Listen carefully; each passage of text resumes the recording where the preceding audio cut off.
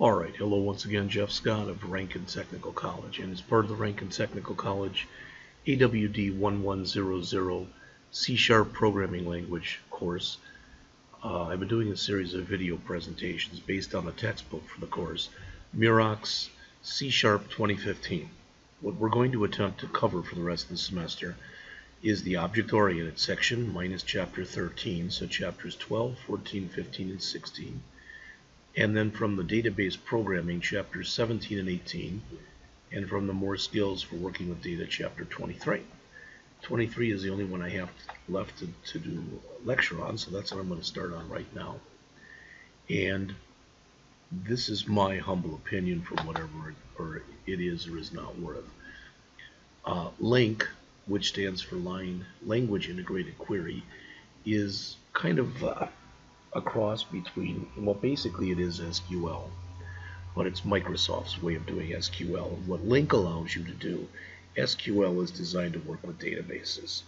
You can use LINQ with databases, but you can use LINQ with basically any kind of collection, even things like arrays, all right, which makes it much more extensible than typical SQL.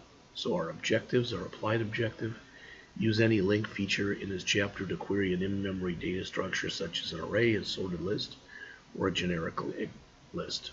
Our knowledge objectives: explain how LINQ is implemented, name the interface that a data source must implement to use LINQ with that data source, describe the 3 stages of a query operation, describe how the type of a query variable is determined, describe how deferred execution works, describe when a query operation results in a projection, describe when a query operation results in an anonymous type, describe the purpose of the following LINQ clauses: from, where, order by, select, and join, and explain how extension methods and Lambda expressions are used with LINQ.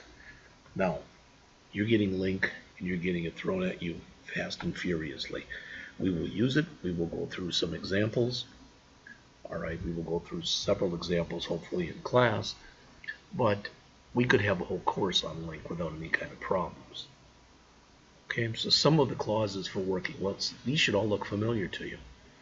The problem is, in some ways, you look at LINQ and you're like, well, it's just SQL, but they change the order around of some of the clauses, and that actually is pretty much the truth. So the language is integrated with C#. It has IntelliSense support. It has the same type of basic syntax for each type of query, which really is true but not true. And it provides designer tools for object relational mapping. These 3 stages: you want to get your data source, define your query expression, and then execute the query to get your results. Now let's look at what's new here. That is right there.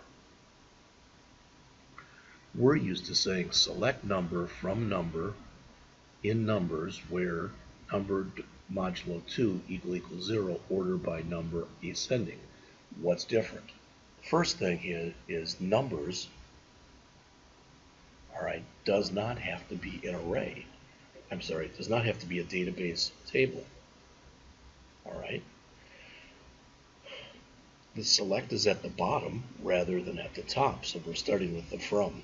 And this, like I said, it's sort of turning this outside, so to speak. So what do we want here? All numbers is it's a new array that we're filling up with 0, 1, 2, 3, 4, and 5. And what we're saying is, amongst those numbers, the ones that are considered even, or that 0 would go into directly, would be 4, 2, and 0.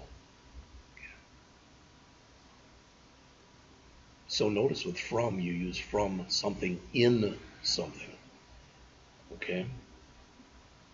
It's not from a table name, it's from an element name, which is in a collection.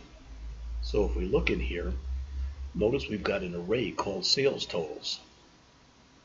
Alright, and it's got 4 values in it. I'm not going to read those out to you, you can see them. And then we create sales list, which says go through that and grab those 4 values. Alright, then once we've done that, sales list right here. All right, it'll have those 4 values in it. Now we can come in here and say, for each one of those, add it to sum. So it'll give us the total of 1286.45 plus 2433.49 plus 2893.85 plus 2094.53. Okay. You can also use a generic list as your data source. So in this case, that's right here. We're going to use a generic list of invoices as the data source. Here we're getting the data source, and we're telling it to go through here and grab all these. So what should this be doing? To my knowledge, it'll be going in and adding up the sum of each invoice and putting it into a final total named sum. The where clause, again, just like we looked at previously, the where clause is used for filtering. So we don't want a query expression that returns all sales. We want a query expression that returns only those sales that are greater than 2,000. So they show you how to set up the query expression, and then the code goes along with it. And as you can see right here, from our results, each one of the ones that are shown here are greater than 2,000. Another similar example. I'm not just going to keep running through all these, because hopefully after a while they start making a little sense to you. Greater than 150, and you notice they all are.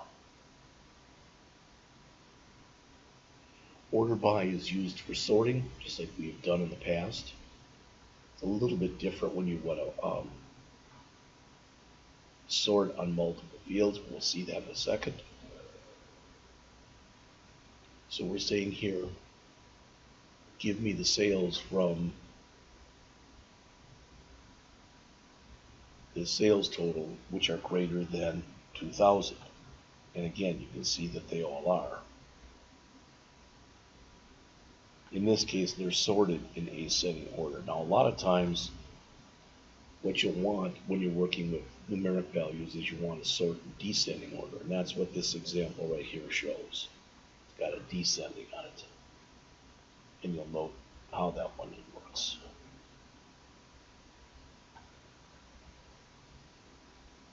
All right, next we've got the select clause. And notice there's 2 ways to code the select clause. All right. So here's a sample that selects key values from a sorted list. So what do we have in here? We've got a sorted list with a name, with, I guess, this person's name and whatever that is, how much, what their sales are, this person's name and their sales, this person's name and their sales, this person's name and their sales. All right. So these here and these here are the keys, these here and these here are the values. So they show you how you can select the key, all right, from sales where the value is greater than 2,000. So what you're saying is show me the salespeople with sales over 2,000. It should be all 3 of them, but not Anderson. Okay.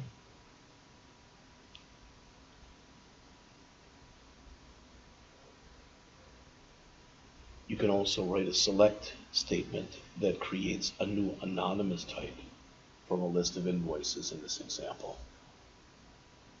All right, it gets fairly complex because, as you can see right here, you can do joins.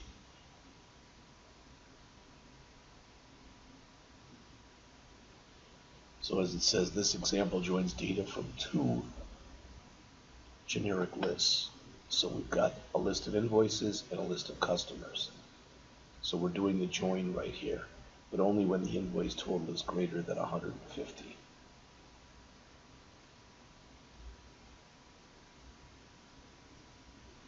And again, you'll note that they are all greater than 150.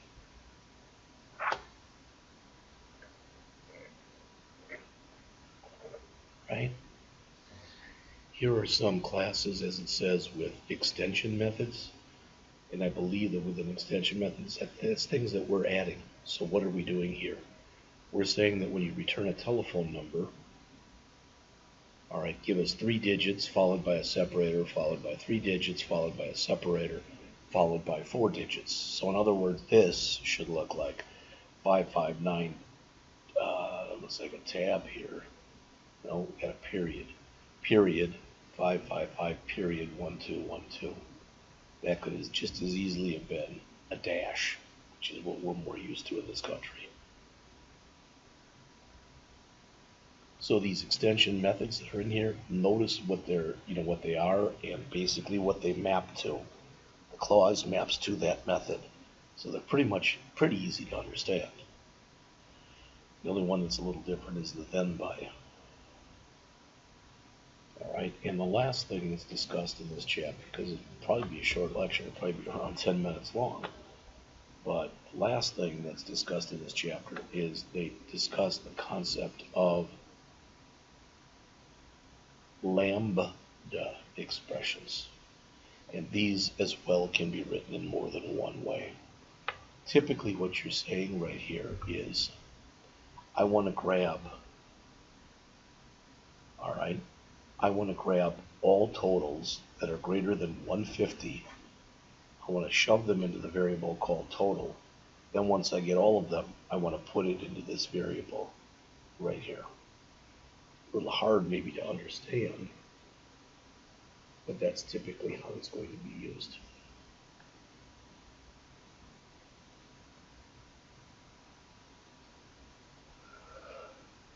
As mentioned here, you can combine extension methods and lambda expressions. I believe the only way this is going to make sense is to go through some examples as a class. We can go over it like this, but I don't think it really helps very much. Alright, so that pretty much is it. Now, what that means is that this week I've done approximately 20 different presentations for this class. The longest one is probably 25 minutes. The shortest one is probably around 10 minutes. So when you average them out, it's probably around 3 hours or so of material. Something like that. Probably not even that much. I guess if they were half hour each, it'd be 10 hours. I don't know. Somewhere around that. But this is what I've done this week. Okay? And will continue to do. Once you come back into class next week, we'll be doing work as a class. It's important that you understand that. Alright? Talk to you soon.